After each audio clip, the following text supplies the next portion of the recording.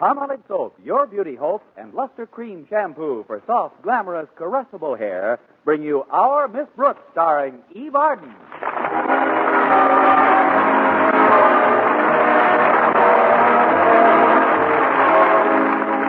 Most teachers take a pretty active interest in their school's various athletic teams. But our Miss Brooks, who teaches English at Madison High School, could never get too enthusiastic about the baseball team. That is, until Mr. Boynton, Madison's bashful biologist, took over the coaching job. Then I watched every game with avid interest. I even studied up on baseball terms, until by the third game on Madison's schedule, I could accurately describe every play in every chukker. And I even knew the names of the pitchers warming up in the bullpen. Last Thursday morning, I really looked forward to picking up some first-hand knowledge of the game. Walter Denton, the manager of the team, and Stretch Snodgrass, its star player, were to pick me up and drive me to school. I had asked my landlady, Mrs. Davis, to wake me promptly at 7:30. Oh, Connie. Get up, Connie. You want me to pinch hit? What's the matter? Oh, it's you, Mrs. Davis. I do hope you're safe, Connie. Oh, safe? Safe where? From the looks of your bed sheets, you just slid into home plate. Now get up here. Walter and Stretch should be here soon. Oh, that's right. The Rover boys are picking me up today, aren't they? They're a grand couple of kids, Connie, and they're always together. I've never seen two people so inseparable. Just like Mr. Boynton and myself, except that we're separable. I'd like to wear something sporty today. Let's see now, what do I have that looks real baseballish? How about your gray dress with the wide spreading sleeves? No, not today. Although it does make me look a little like a bat. How about your seersucker house dress? No, too formal.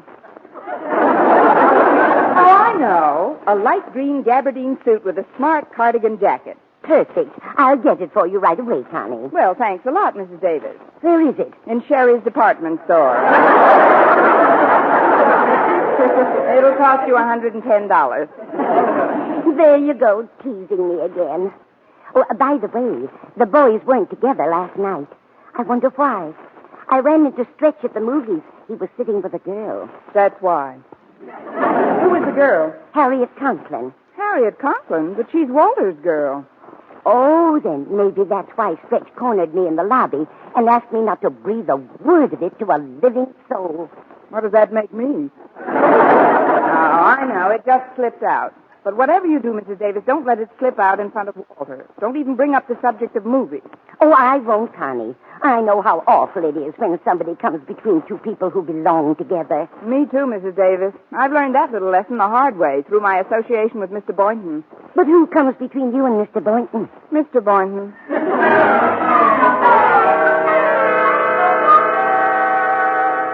I'll get it.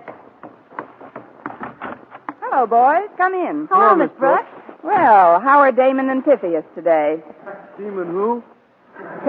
Damon and Pythias. They were good friends, Stretch, like you and Walter. Oh, did they go to Madison? Well, if they did, it was before my time. Now, Miss Brooks was just acknowledging the fact that we're pals, Stretch. You know, like Lenny and George in Of Mice and Men. Oh, I like that. Stretch, don't tell me you read Of Mice and Men. No, Walter read it to me. I like the part where George tells Lenny about the rabbits. You got to read that to me again sometime, Walter. I will, Stretch. You know, in a lot of ways, you two are just like Lenny and George. Especially Lenny. Gee, I don't. How could Walter get to be manager of the baseball team if that's all the smart he was? Walter wasn't my candidate for Lenny. Oh, hello, boys. Hello, Mrs. Davis. How are you this morning? Oh, we're fine, Mrs. Davis. Sounds like the world's smallest choir. I think it's wonderful the way you two boys stick together, sharing all your experiences. Why, you even share... It's getting late, Mrs. Davis. We've got to run along now. Yeah, run along now. I almost let the cat out, didn't I? What cat? Our cat, Minerva, she almost slipped out between Mrs. Davis and the kitchen door. Yeah, the kitchen door. That's right, Walter. I'm getting so absent-minded lately. Can't even remember what I did one day ago. Of course, I remember going to the movies last night. That's where I saw Oops. You saw what? Oops, it's an Eskimo movie. Starring Ingrid Eek.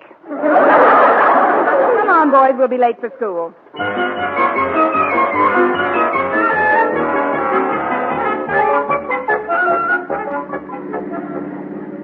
Be careful, Stretch. You just missed that other car by inches. What other car? Oh. Walter, maybe you ought to drive. Oh, don't be nervous, Miss Brooks. Stretch is a natural-born athlete. He's going to make a swell driver. He's going to make a swell driver. Stretch, how long have you been driving an automobile? There's absolutely nothing to worry about, Miss Brooks. I've been driving for days. For days? How many days? 8. Well, 9 if you want to count the day I learned how. I had a cinch to get it down pat, Miss Brooks. He remembers everything I taught him, don't you, Stretch? I sure do, Walter. First, I gently depress the clutch pedal. Then I gently shift into first. Then I gently let the clutch up. And then you gently pluck the pedestrians off the bumper. And Stretch, if you're going to pass another vehicle, please pass him on the... Oh! Oh, you're just teasing me, Miss Brooks. We were miles away from that Bantam Roadster. Bantam Roadster? That was a moving van. If you look in the rearview mirror, you'll see the driver kneeling on the floor of the cab with his hands clasped. Better cut down your speed a little, Stretch. Sure, pal. Attaboy. You know, Miss Brooks, Stretch and I have been pals ever since the day we met in your third-term English class. I remember. That was 2 years ago, and we've all been together ever since. But it's nice that you're such good pals. We sure are, Miss Brooks. There isn't anything that could make me feel any differently toward old Stretch here. I hope not, Walter. There's just one thing I got to straighten him out about, Miss Brooks. That's girls. I got to take old Stretch in hand. You better use 2 hands. Yeah, he's altogether too shy and retiring when it comes to the fair sex. Oh, I am not. You're too. Oh, I am not. You're too. I'm laying 8 to 5 myself. Not to change the subject, too obviously, but what are we doing on this street? Is this a shortcut to school? Oh, no, Miss Brooks. I told him to go this way. We're going to pick up my girl.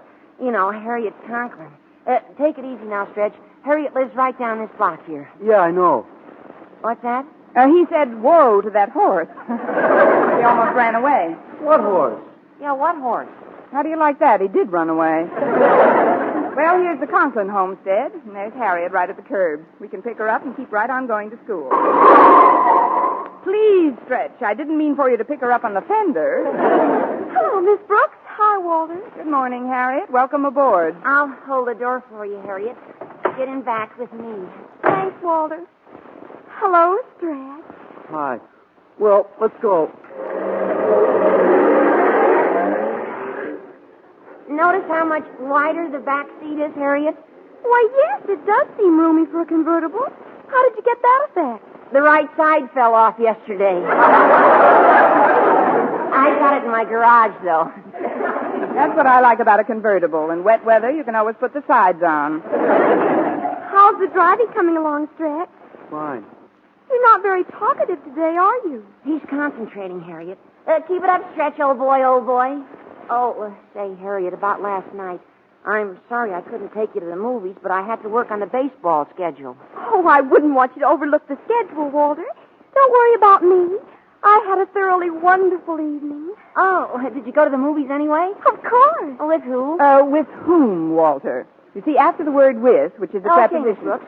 With whom did you go with, Harriet? Take me out to the ball game. Take me out with the crowd. Boy, I'm sure glad baseball season is here. Boy, I sure like baseball, boy. Don't you, Miss Brooks? And how, boy? I sure like baseball, boy. Don't you, Harriet, old boy?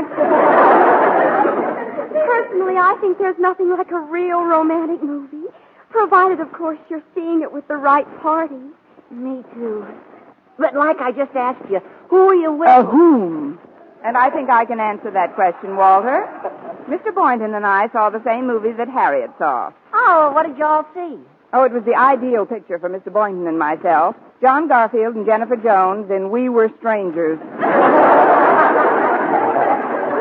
Miss Brooks, I didn't see you there. Did you, Stretch? Stretch? Well, how could he have seen anybody at the movies? He had to help his dad at the pet shop. At least, that's what he told me he had to do last night. Sure, Walter. That's what I did have to do.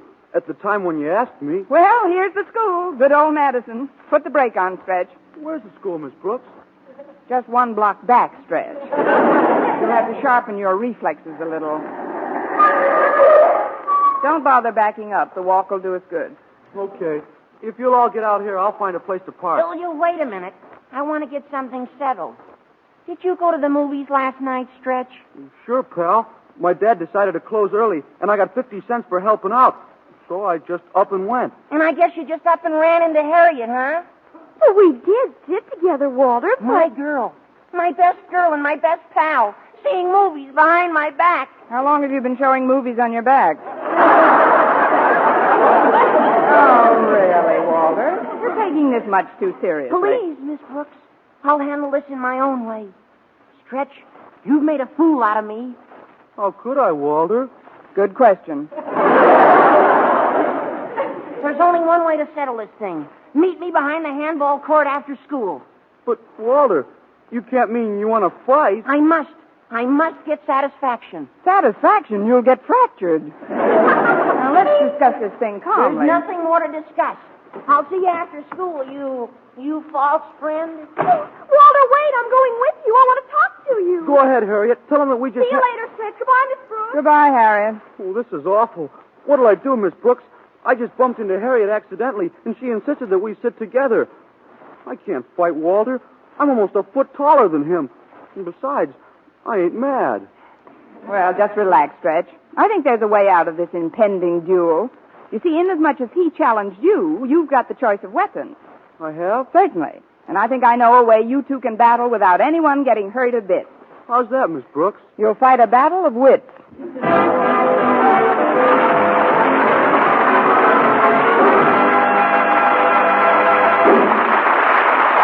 Brooks, starring Eve Arden, will continue in just a moment. But first, here is Vern Smith. Here's wonderful news, ladies. Wonderful, wonderful news. Now there's something thrillingly new in Palmolive Soap's famous beauty lather. Yes, something thrillingly new. Palmolive's famous beauty lather now brings you new fragrance, new charm, new allure. Millions of women will prefer Beauty Lather Palmolive over all other leading toilet soaps the minute they try it. For Palmolive Soap's famous Beauty Lather now has a new, clean, flower-fresh fragrance for new allure, new charm. So, ladies, forget all other beauty care and use Palmolive Soap the way doctors advised for a lovelier complexion.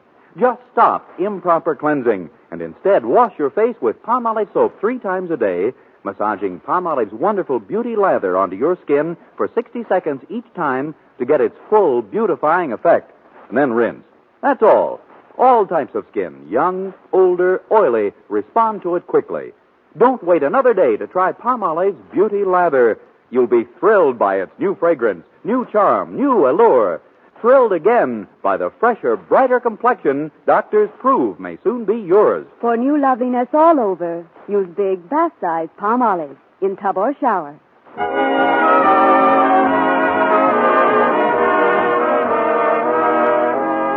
Well, by lunchtime, the news of the impending grudge match between Walter and Stretch had spread throughout the school. Interest was at fever pitch.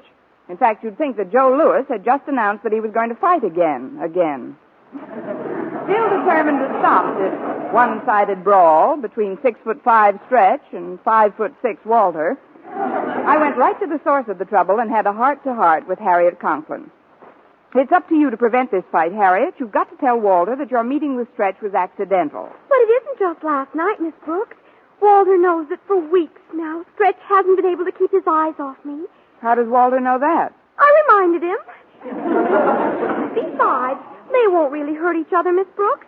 And it'll do Walter a lot of good to fight. Win or lose, it'll make a bigger man out of him. I agree, Harriet, but only until the swelling goes down. Darling Miss Brooks, think of the romance of it. 2 knights of old jousting for their lady fair. I'll bet you'd like it if Mr. Boynton was fighting for your favor. Mr. Boynton? Well, yes. Can't you just picture Mr. Boynton in a suit of armor? Can't you just see him riding forth to do battle? Yes, I can, Harriet. Mounted on a big, fiery frog. No, I don't think Mr. Boynton would. Or would he? But don't you see, Miss Brooks? I've got to make myself more desirable to Walter because of Daddy's feelings toward him. What are Daddy's feelings toward him? Loathing, mostly. You should have heard how Daddy described Walter the other day when he drove me home from school. Right to his face, he called him a teenage waste of time on wheels. Well, I didn't know your father had it in him. But I've got to stop this fight whether you like it or not, Harriet. And your mentioning Mr. Boynton has given me a good idea. In fact, it's given me a couple of good ideas, but that one will have to wait.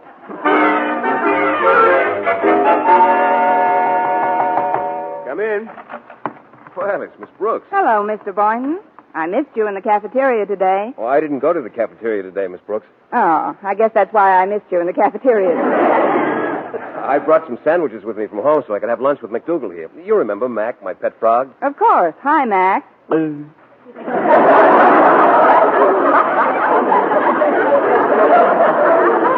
sounds like he enjoyed his sandwich. Mr. Boynton, the reason I came into the laboratory was to...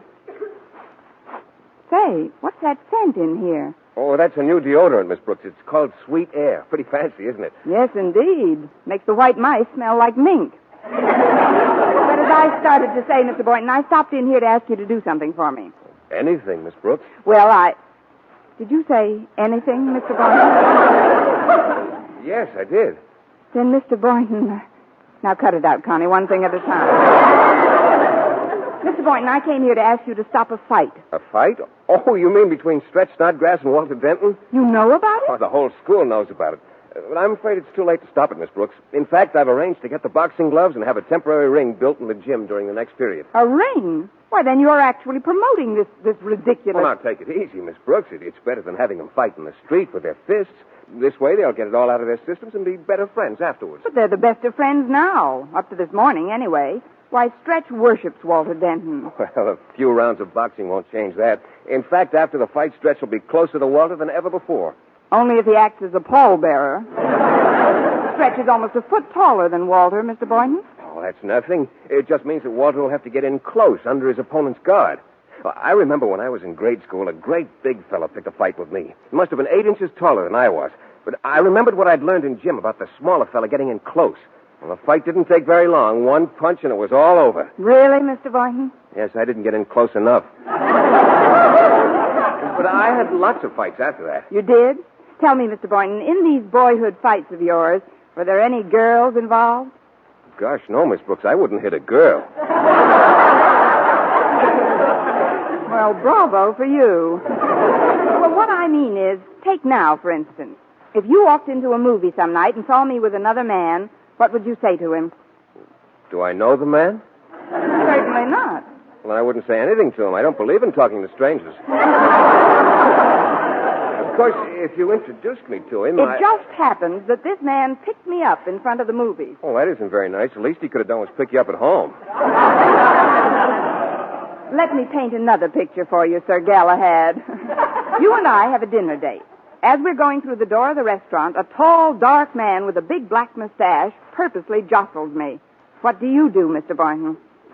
Are we going into the restaurant or coming out of the restaurant? I've got one more picture to paint, and then I'm going to throw away my easel. You and I are seated in a parked car on Lakeview Drive. All of a sudden, a man's face appears on your side of the car. I know. He's a cop. He's holding a flashlight on us, and he says, "What are you two doing in there?" And then I say, "Nothing, officer." And he says, "Then you get out and hold the flashlight."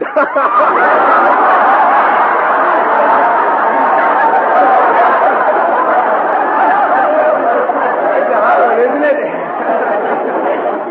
Well?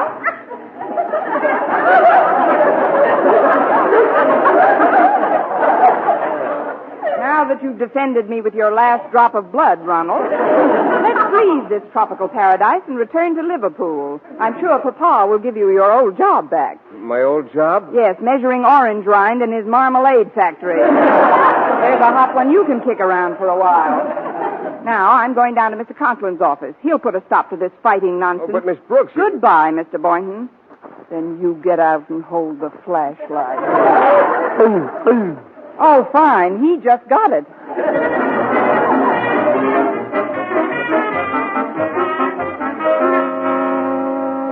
Mr. Mr. Conklin, how do you feel about prize fighting? Well, I'm a little out of condition, but I... Oh, you mean in general? I mean here at Madison. I think you should know that there's a so-called grudge match going to be fought this afternoon between two of our students. A grudge match? Where? In the gym. They're even building a temporary ring for it. I forbid it. Personal combat is no longer the civilized way to settle personal differences. Oh, good for you, Mr. Conklin. I was hoping you'd react that way, especially since the fight is over your own daughter, Harriet. Harriet? What has she got to do with this? Well, you see, Harriet was at a movie last night with Stretch Snodgrass. Stretch Snodgrass? Madison star athlete? Is he sweet on Harriet? Only from a distance, Mr. Conklin.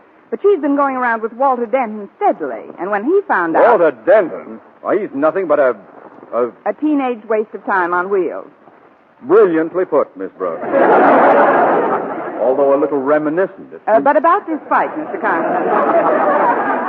Stretch is so much taller than Walter, he has every advantage. Yes, he has, hasn't he? What time is this fight going to be held, Miss Brooks? But, Mr. Conklin, aren't you going to stop it? Stop it? I'm going to referee it.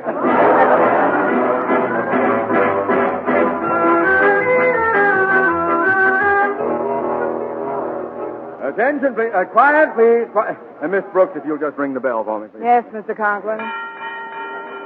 Now, as you all know, this is a grudge fight between two members of our undergraduate body. On my left, wearing purple trunks and weighing 128, I give you Madison's outstanding athlete, a four-letter man of whom any school should justly be proud. Stretch Snodgrass. And on my right, wearing black trunks and a catcher's mask, I give...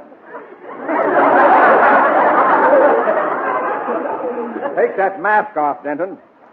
I give you Walter Denton.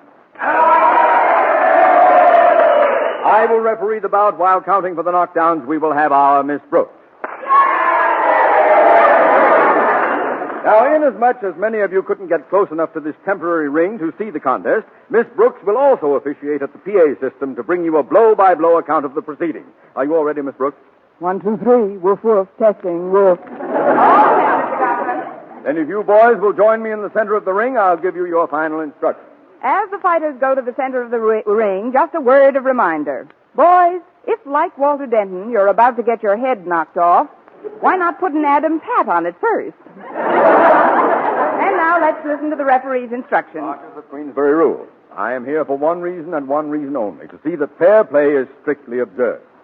You will at all times be honestly and impartially judged. Now then, Stretch. Yes, Mr. Conklin? I want you to be sure and go to a neutral corner every time Denton is on the floor. And you, Denton? Yes, sir? Where do you want your body... Oh, well, I have... Now then, you two, I want a good, clean fight, and may the better man win. And win quickly, Stretch. Go to your corners. Come out fighting. There goes the bell, folks. Oh, Walter's down. Fell over his shoelace. Now it's tied, and the two men meet in the center of the ring. They're cautious at first. Walter is dancing lightly around, left arm extended. Stretch is dancing around. Now they're dancing around together. Mr. Conklin breaks them, and once more they circle around carefully. Now, here it is, the first exchange. Well, come on, Stretch. Why don't you throw a punch? Oh, I don't want to hit you first, Walter. You hit me first. No. You hit me first. No, you hit me first. They're going at it hammer and tong. Mostly tong. Come on, fight. I ain't mad at you, Walter. Come on, man, mix it up, mix it up. This crowd came here to see a fight. Oh, gosh, Miss Brooks. It looks like they're really going to start hitting each other. Not while I'm at the bell. And there's the end of round one. Walter Denton is in the corner right above us. How do you feel, Walter? You didn't lay a glove on me. I know. Let's see how Stretch is doing over in his corner. His seconds are just giving him a good gargle. He can use it. He was pretty eloquent in that last round. Now he's on his feet, and Mr. Conklin is motioning for the second round to begin. There they go again, both men still pretty fresh and ready for each other's best dialogue. Now, listen, you two. You've got to do some fighting this round. Yes, sir.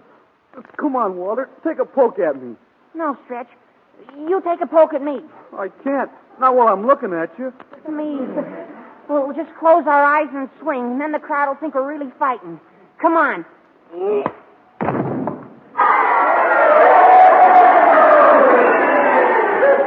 out cold. Gosh, Miss Brooks, I didn't mean to do it. He'll be all right in a minute, Walter. And you mustn't feel badly about it. This is the way the crowd wanted it to end. You heard them cheering, didn't you? But I don't care about the crowd, Miss Brooks. I just care about my pal, Stretch. He's perfectly all right. Stretch. Come on, Stretch. Tell Walter you're all right. Yeah, sure. I'm okay, Walter. Let's shake hands. You bet, pal. And now that you and the students have had complete satisfaction, there's one thing I'd like you to do for me. Sure, Miss Brooks. What is it? Well, while he's still out, you two had better carry Mr. Conklin down to his office. Eve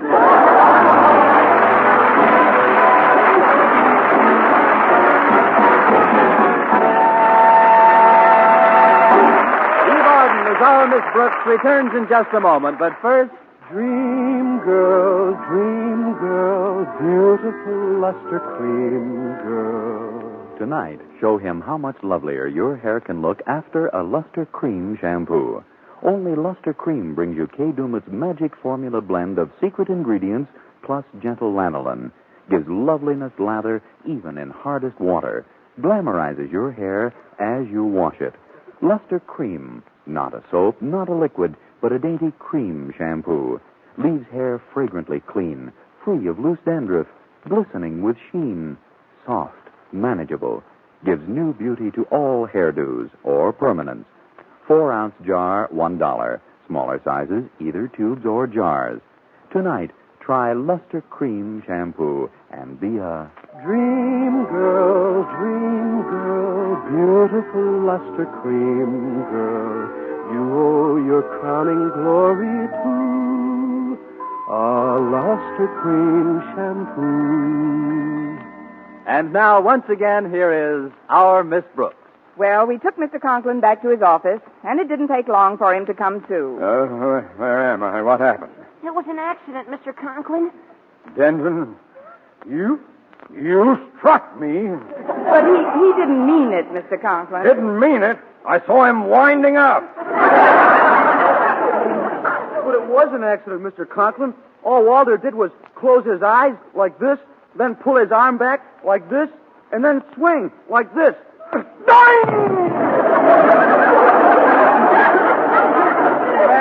Madison isn't the only high school you boys can attend. Next week, tune into another Our Miss Brooks show brought to you by Palmolive Soap, Your Beauty Hope, and Luster Cream Shampoo for soft, glamorous, caressable hair. Our Miss Brooks, starring Eve Arden, is produced by Larry Burns, written and directed by Al Lewis, with music by Wilbur Hatch.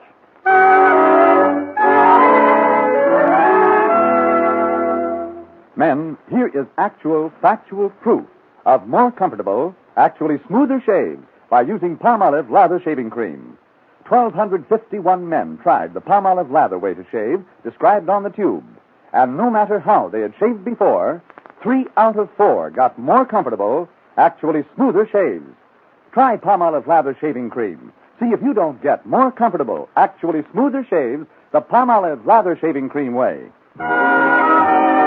For mystery liberally sprinkled with laughs, listen to Mr. and Mrs. North, the exciting, fun-packed adventures of an amateur detective and his beautiful wife. Tune in Tuesday evenings over most of these same stations. And be with us again next week at this same time for another comedy episode of Our Miss Brooks. Bob Lamont speaking. Stay tuned now for Life with Luigi, which follows over most of these stations. This is CBS, the Columbia Broadcasting System.